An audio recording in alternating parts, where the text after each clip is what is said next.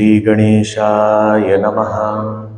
Om Shri Saraswatyai Namaha. Om Shri Gurubhyo Namaha. Om Samasta Jana Kalyane Niratam Karunamayam Namami Chinmayam Devam Sadgurum Brahma Vidvaram. Om Mukam Karoti Vachalam Pangum Langhayate Girim Yat Kripatamaham Vande Paramananda Madhavam.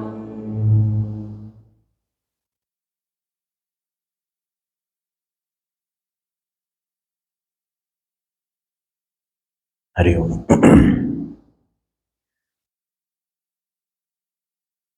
Whenever we observe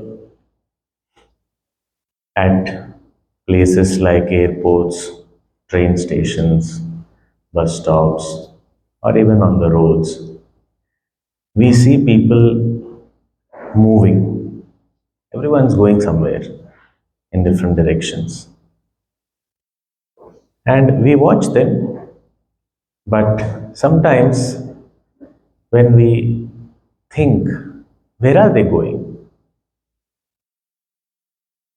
We may say they are going in different directions to their destinations.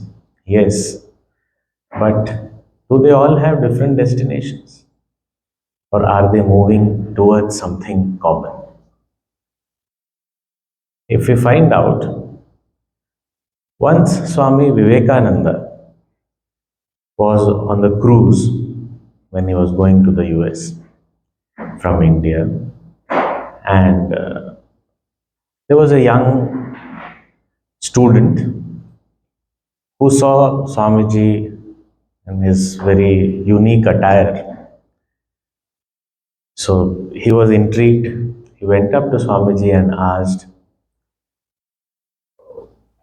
"What is this attire? Where are you going? Why are you going to the US?" So Swamiji in turn asked the youngster, "Where are you going?" "I'm going abroad." "Why?" "To study." "Okay. After that, what would you do?" "Study and then maybe further specialization." "Okay. After that, what would you do?" "Maybe I'll get a job." "After that, what would you do?" So it went on and on. After that, after that, after that. Why do you want to do this? Why do you want to do this? Kept on asking this. For every answer he got, he again asked the same question. Why? For what? For what? And ultimately, the youngster also got a little annoyed. After that, I'll just be happy." So Swamiji said, "That's exactly what I am going for also." So all of us have the same destination. We all want to be happy. It's happiness. And very interestingly, we do encounter sorrows and joys in life. But somehow we don't like the sorrow part. We want the joy part. We want it to continue more and more. We want it all the time. So if we think about it, this happiness seems to be our nature. When we put it to test, anything that is our nature is never a burden. Anything different from us becomes a burden. So sorrow is always a burden. Even a little bit of sorrow, I can't handle. But joy, as much as I get, I feel I want more. So happiness seems to be my nature. That is how I am. Left to myself, if everything, we say that, okay, are you happy? When are you happy? So we say when everything goes well in life, means left to ourselves, we tend to go back to our natural state of happiness. But anything goes here and there, immediately there is agitation, there is sorrow. So, whenever we think of happiness, we want, and we want more and more of it, we want it always. Nobody goes to God and said, Bhagavan, enough of happiness now, please stop. Nobody says that. We want more and more of it. But sorrow, even a little bit, what did I do in the past lives that I have to face this sorrow? And Bhagavan says, why past life? This life only enough you have done.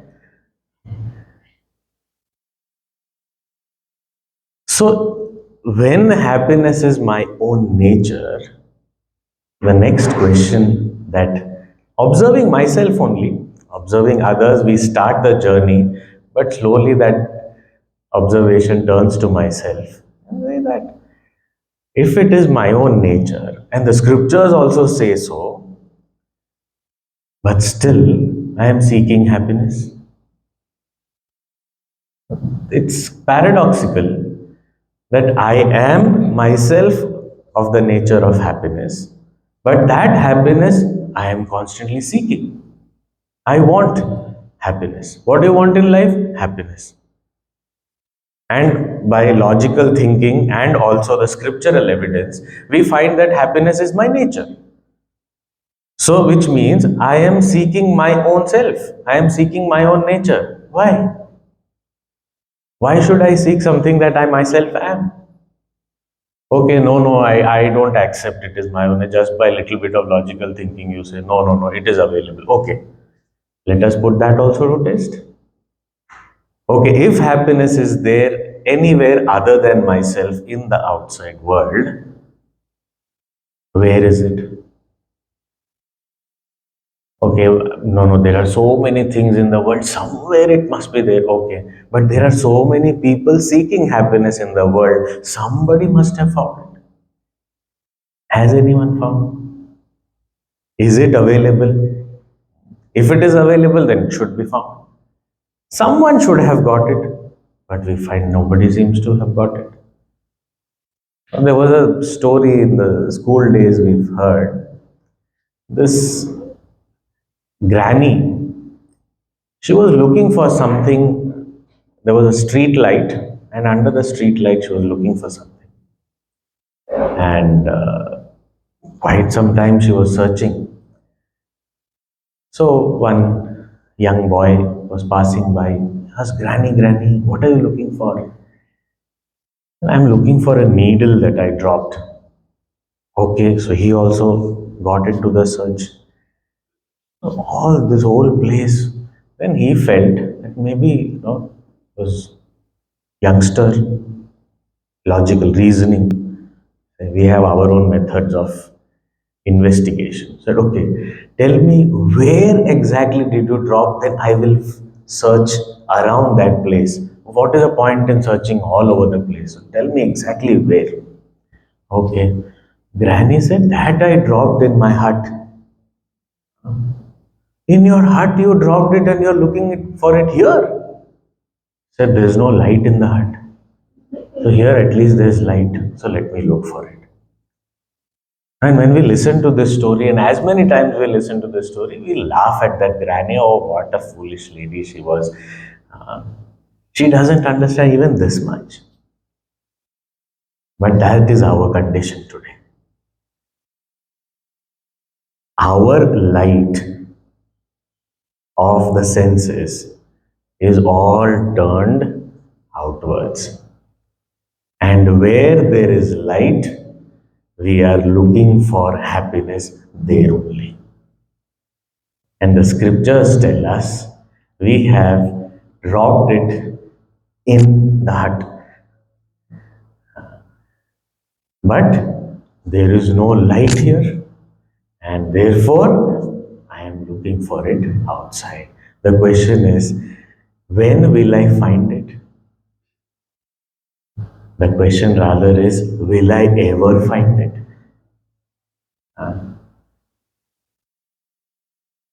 The long years, lifetimes together. So many of us have been looking for it outside and we're not finding it. How are we looking for it? We look for it in interactions with people. We look for it when we go out. We look for it when we go shopping. We look for it when we sit with the remote in front of the TV and keep changing channels. At least you give me some joy. Oh, channel, you give me some joy. Oh, movie, you give me some joy. Oh, news, you give me some joy. Phones, some message will be there, some call will be there, something. Whenever we have these classes and all, we announce also, please turn off your mobiles or keep it in silent mode. And we feel, oh, if somebody calls during that time, we wish. But the point is that nobody misses us. And this hour only, why should anyone miss us? Nobody misses us. But we feel some joy will arrive, something. So we have so many notifications also coming. These days it has taken over our life. Tongue, okay, what is it? Oh, nothing. Oh, tongue, oh, forward. Tongue, oh, this is just. So constantly we are looking for some joy, some joy. Meeting people. Sometimes I don't want to meet anyone. I want to be alone. Why? For the same joy. And alone also what we are doing? Something outside only. Let me have a cup of coffee. I will be happy. One cup of coffee also. When will it give joy and what kind of joy? It's very interesting. I have to have the right amount of milk or without milk if we have the strength of the coffee, the sweetness and the temperature and the presentation. Everything has to be perfect. And even if all these factors are fulfilled and I get it finally and it seems to give me joy, it is only a cupful. It's not going to be more than that. So, everywhere, constantly, we are looking for this happiness outside. So many of us have been looking for it, and so many have in the past also looked for it, but nobody has found. Like that granny spent the entire lifetime looking for something where it is not there. And the scriptures again and again tell us at least inquire, is it there where you are looking for? Is it available? If it is available, you look for it. Sometimes you may find. And we don't know how to look for it also. That is also very interesting. Somebody told that if you dig 40 feet, you will find groundwater. Very good. And then the man complained, I dug 40 feet and I didn't find any water. So they went and saw he had dug 40 holes of 1 feet each. I dug 40 feet. He was very honest, very sincere, very hardworking. But 40 holes of 1 feet, 1 foot each, and then so many 40 feet he has dug. But no. So our pursuits are also like that. If I don't get here, okay, immediately so go somewhere else, go somewhere else. Even a guru, like doctors, they go to a doctor. He is no good. Allopathy is no good now. No homeopathy. So switched over.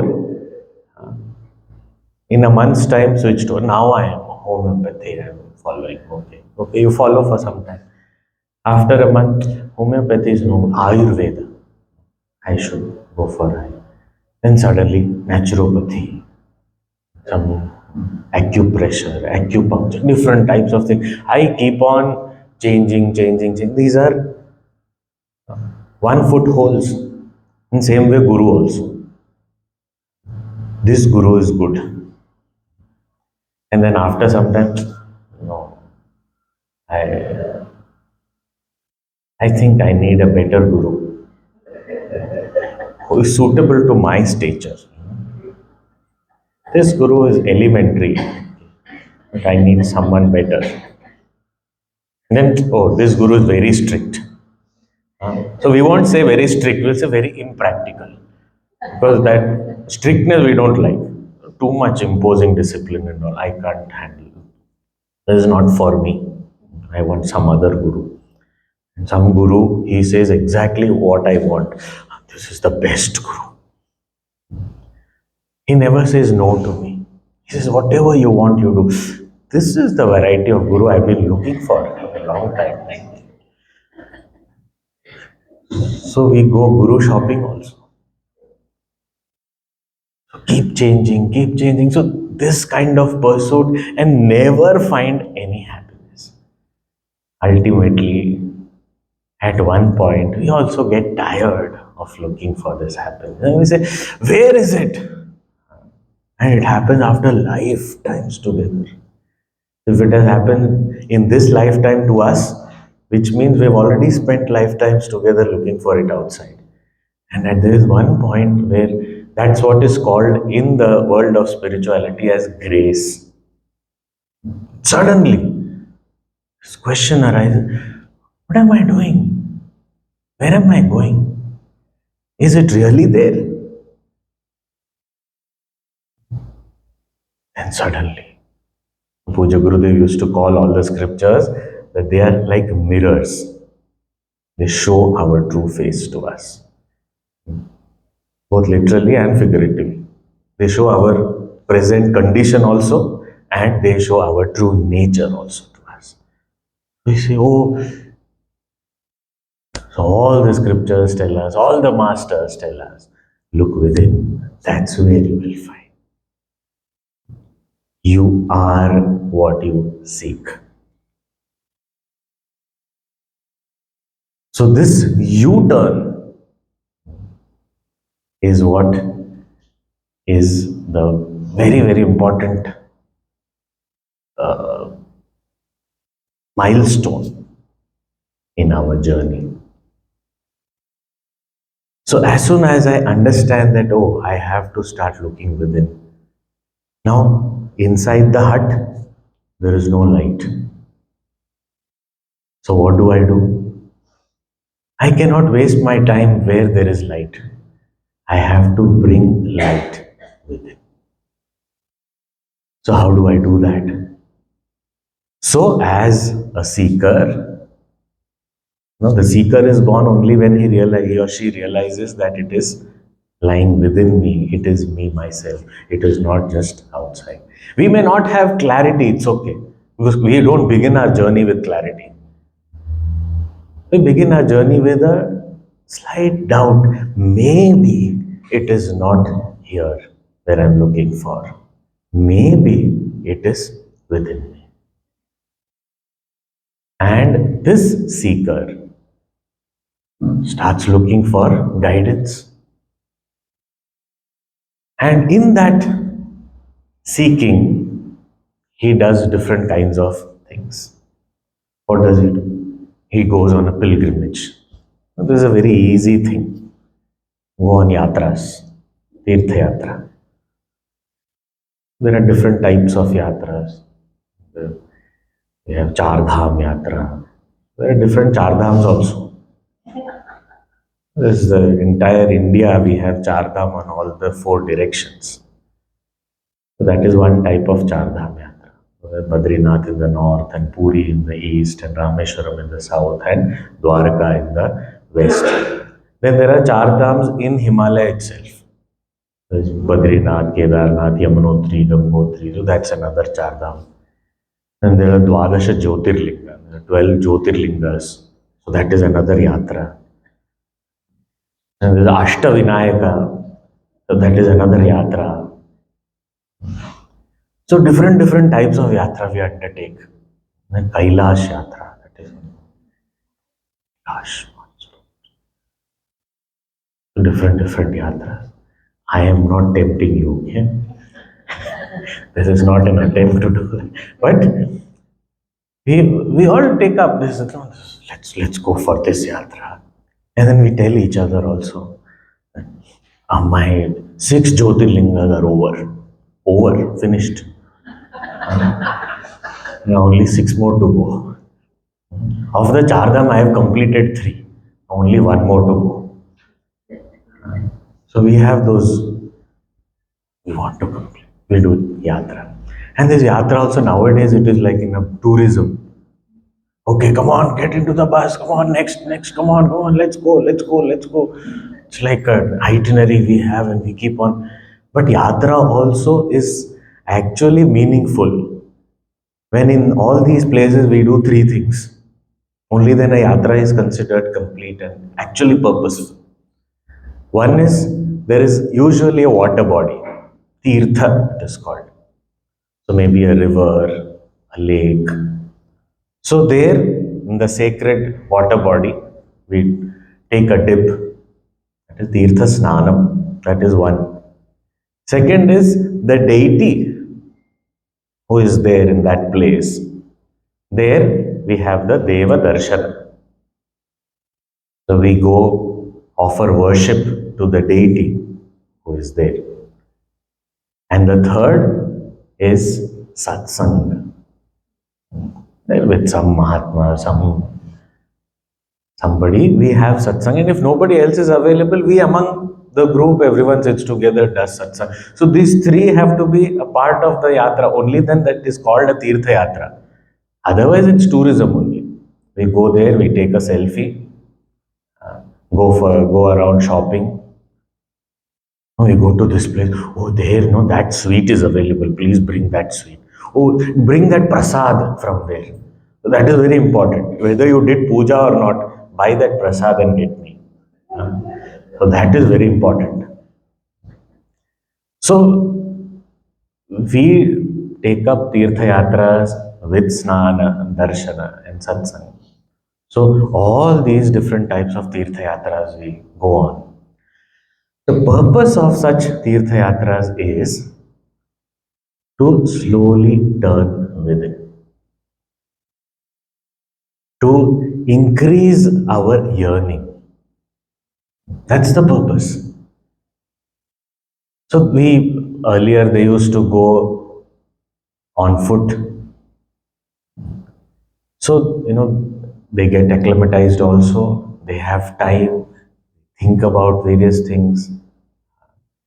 They become deeper.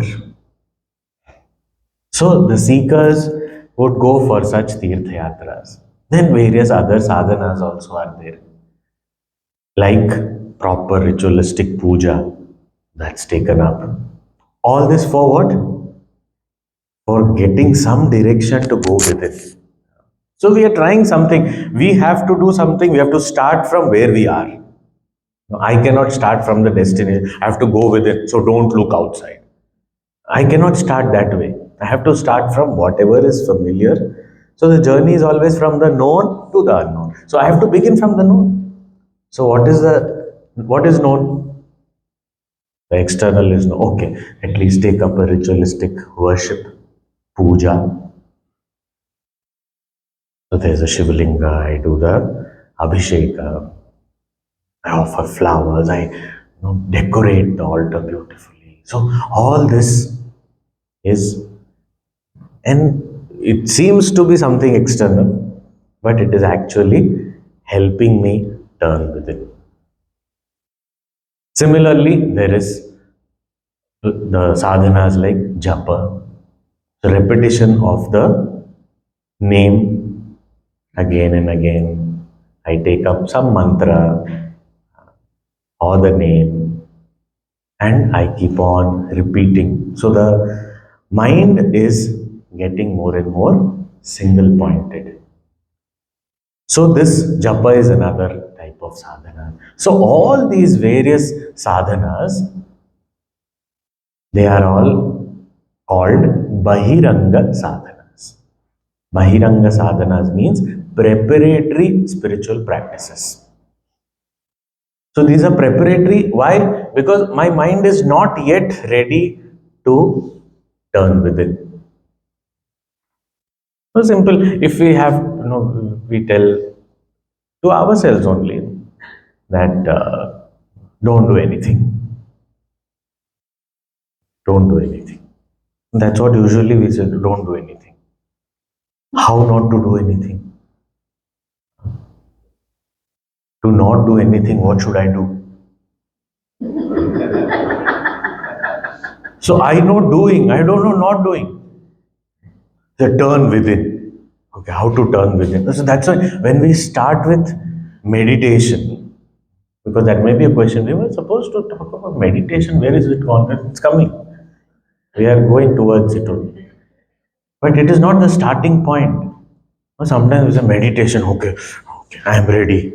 Tell me what to do. Turn within. Okay. And that's why most of us we start meditation like this, and by the end of the session we have turned within, completely within. And then after the Om Purnamada Purnamidam Purnat Purnamudachyate, I will say it was refreshing. Naturally, it will be refreshing. So we are not used to turning within or remaining there. So so we need some help. And all these sadhana, our mind does not stay in one place even for a moment. Keeps on jumping. Those 1 foot holes, constantly jumping here to there, here to there. So to keep it in one place, I need training. So all these things, Tirtha Yatras again is a very extrovert kind of sadhana. In the world of sadhana, it is the most elementary, it is considered. But still, that is again connecting me to my within in some way. Lot of reflection happens there. Puja, japa, etc. Different types of vratas. Navratri is coming up, so some people take up vrata that we will not, we will eat only once. Or there are different types of vratas. In India, there is Shabarimala, where Lord Ayyappa is worshipped. And there they take up a vrata of 40, 41 days. So they don't wear any footwear. They wear some black cloths to constantly remind themselves that they are in that period of vrata. They take a shower thrice a day and then they chant the name, do japa. So there's a regime. They take it upon themselves. So different types of rules. Upavasa is one of the vratas. Upavasa means abstaining from food, having some rules. So, or a particular type of, I'll not have salt for the period of Navaratri. So these are all different. Or weekly also, certain people do that. Every Monday I'll fast. So this kind of fasting, Ekadashi. So these are all different types of vratas, different types of rules I lay upon myself. I take it up for myself. Some kind of abstinence. I myself self-impose certain rules. I say that this I will not do. That also sometimes we have found some loopholes and shortcuts. We change the menu on the day of Upavas. And I should not eat this, but this I can eat. Okay. So feasting that day also. There's no fasting happening. But all these things, Upavasa means I sit closer, whether we say closer to the Lord or closer to the self. So I stay closer. Why? So I don't eat. So if I don't eat, that saved time, what do? I spend with the Lord. I spend in this spiritual pursuit. So it is not meant to be like eat something else. Just a change in the menu does not, it is not fasting. And if we really, don't fast, it's okay. But our mind has to be in the right place. Some people fast and then they wait. Okay, when it will be 12 o'clock, midnight. Midnight is not the time. Okay, after 12, I'm going to eat. That's it. I have fasted full day. Date has changed. So actually, it is after sunrise we should eat.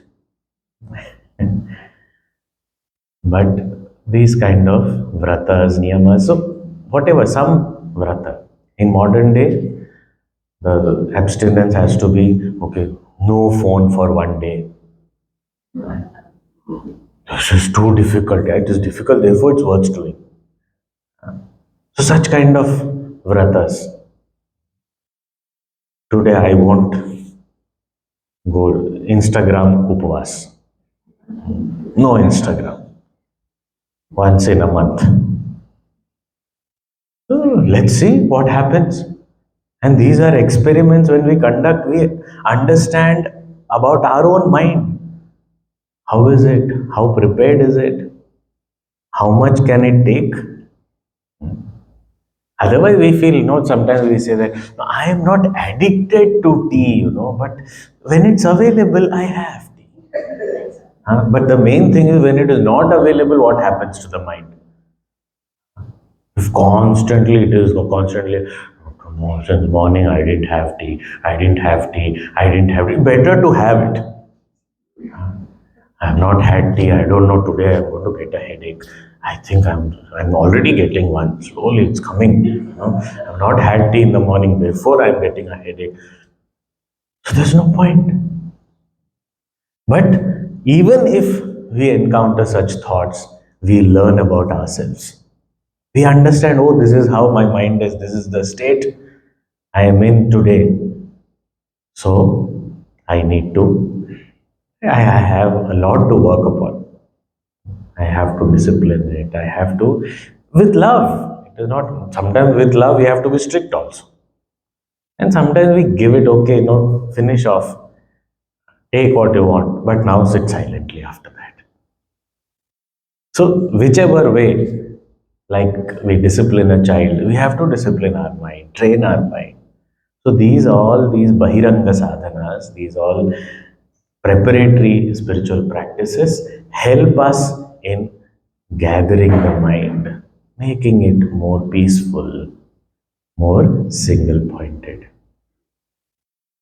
When we keep doing these kind of Bahiranga sadhanas, slowly our mind, when it becomes more purer and more single pointed, I get that deep yearning for knowledge, for guidance. Now what? I have come a long way, but I don't want to stop here. I really want to know the truth. I really want to know myself. I really want to attain that infinite happiness. How can I get that? So, when that yearning becomes really deep, that's when I look for guidance and another point of grace happens in life. And that's when we find a guru, our guru. So that's another moment in a seeker's life. First moment is where we find out, we start having a doubt. Maybe it is not here. Maybe I have to look within. And this moment is when I actually seek guidance and I find a guru. They are already under the wings of a guru. One of the greatest masters of these times. So we've already come to this extent, this demand that we have. I want this knowledge. And with that preparation, when I sit at the feet of the Guru instructs. The Guru may instruct otherwise also. But if I am not prepared, nothing will happen. I listen. I may understand the meaning also. I may be able to explain to others also. But transformation doesn't take place. But when I'm prepared, like Gurudev used to say, when the firewood is dry and then it is offered in the fire, immediately catches fire. Otherwise, the wet wood, there will be a lot of smoke. It won't really be able to burn. So this instruction from the Guru,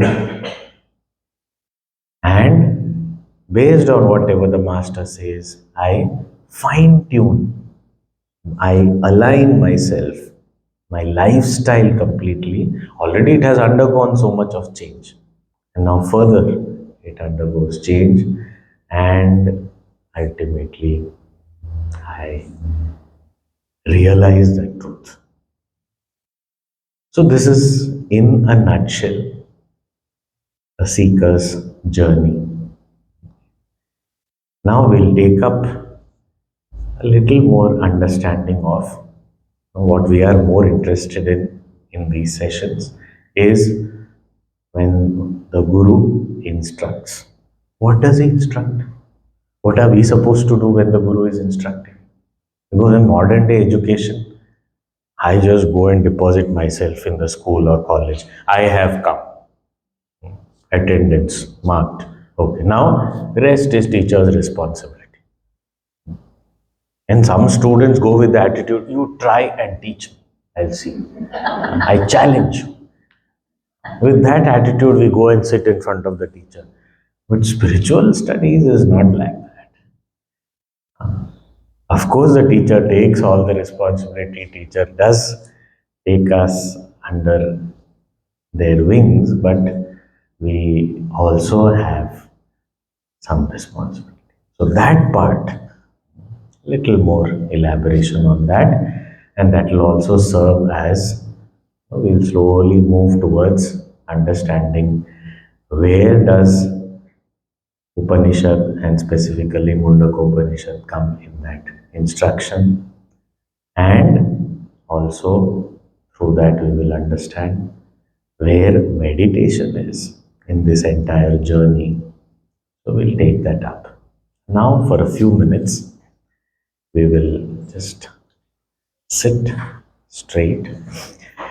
There are lots of myths and misconceptions about meditation. As we go about through these sessions, also taking the help of Mundakopanishad, we'll be able to bust a lot of myths and also come to a real understanding of what it is. What we do is not meditation, because meditation is not an action. So it is nothing to do, but still we are doing, we have to do something. So that doing also will understand what it is. But for now, what we are doing is preparing ourselves for that meditation to happen. So we'll sit straight now. Try to keep the back, neck, and head in one straight line.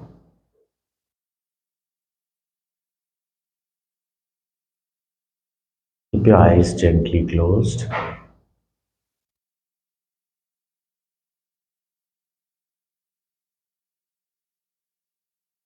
The palms either can be placed one upon the other on the lap or can be gently placed on the knees.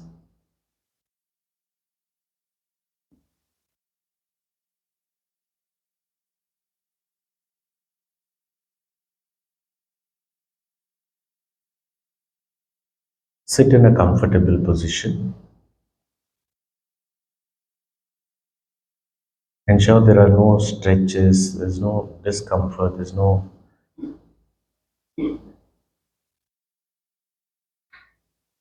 any muscle that is pulling.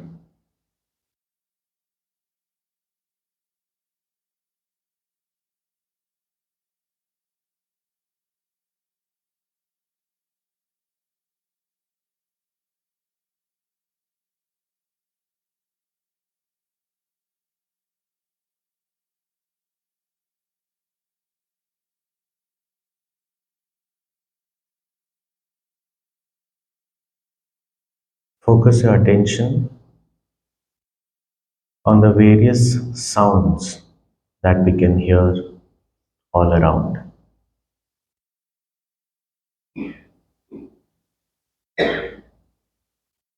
No need to name them, no need to recognize them. Just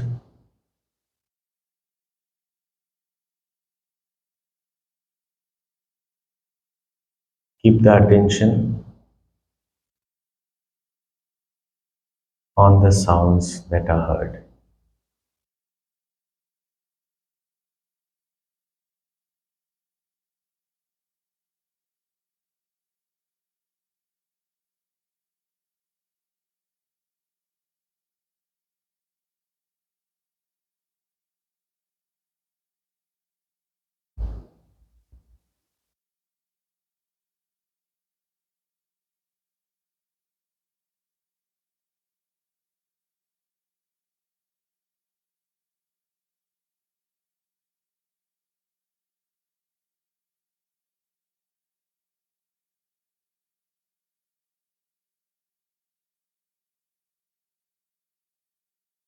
Focus your attention on the sounds that are coming from within this hall. Only the sounds that are coming from within this hall.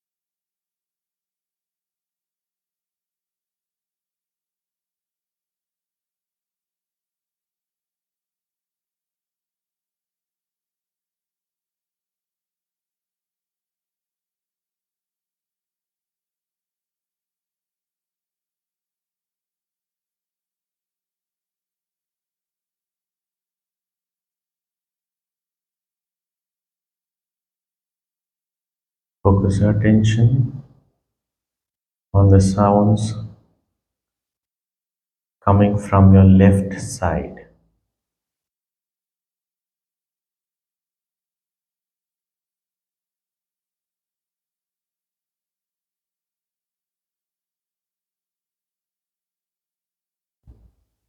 No need to label or classify them. Just pay attention to the sounds coming from your left side.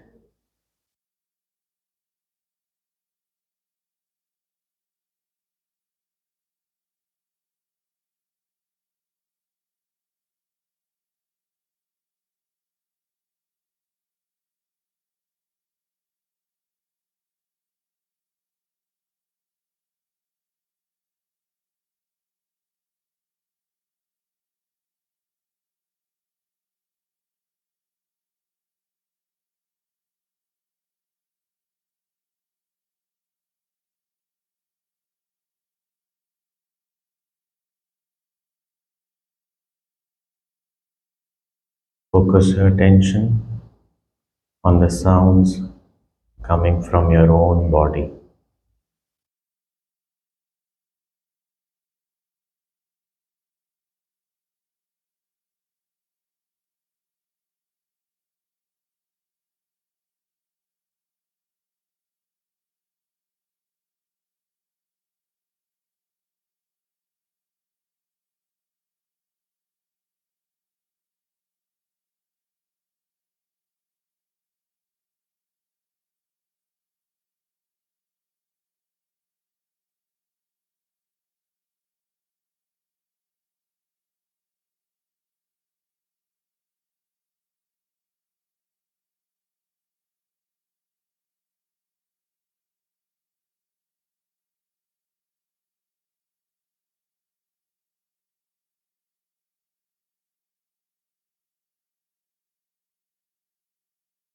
Focus your attention on your heartbeat. Try to listen to the heartbeat.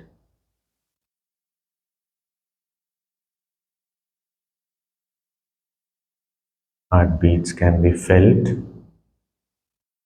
but now we are attempting to listen to the heartbeats.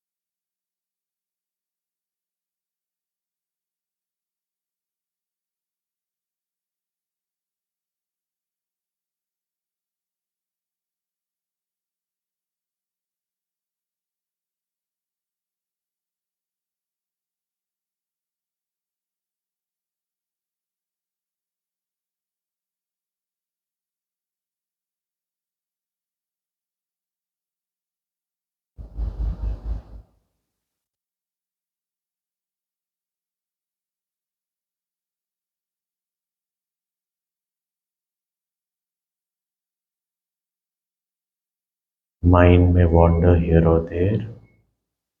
Bring it back to the heart and listen to the heartbeats.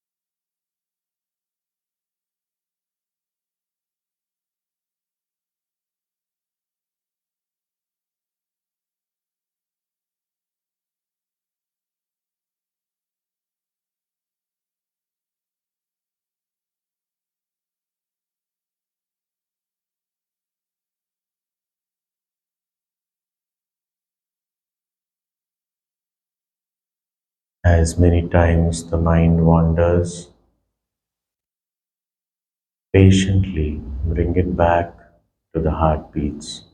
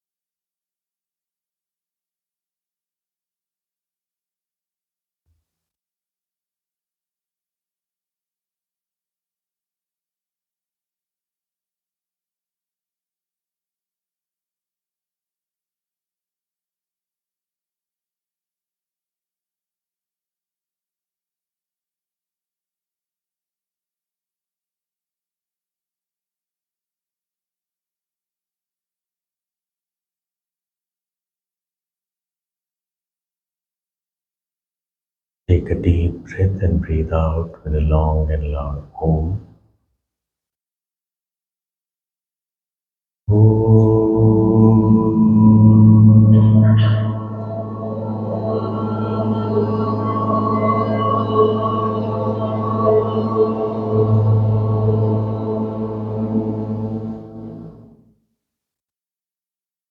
Once again.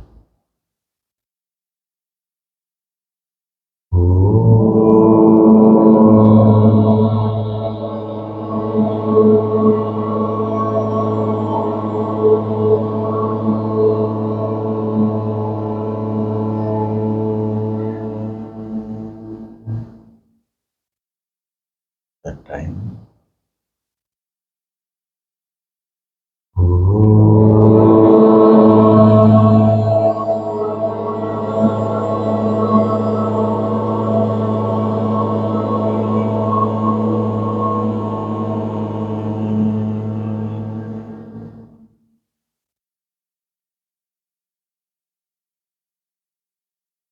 Om Purnamadah Purnamidam Purnat Purnamudachyate Purnasya Purnamadaya Purnamevavashishyate Om Shanti Shanti Shanti Hari Om Shri Gurubhyo Namaha Hari Om.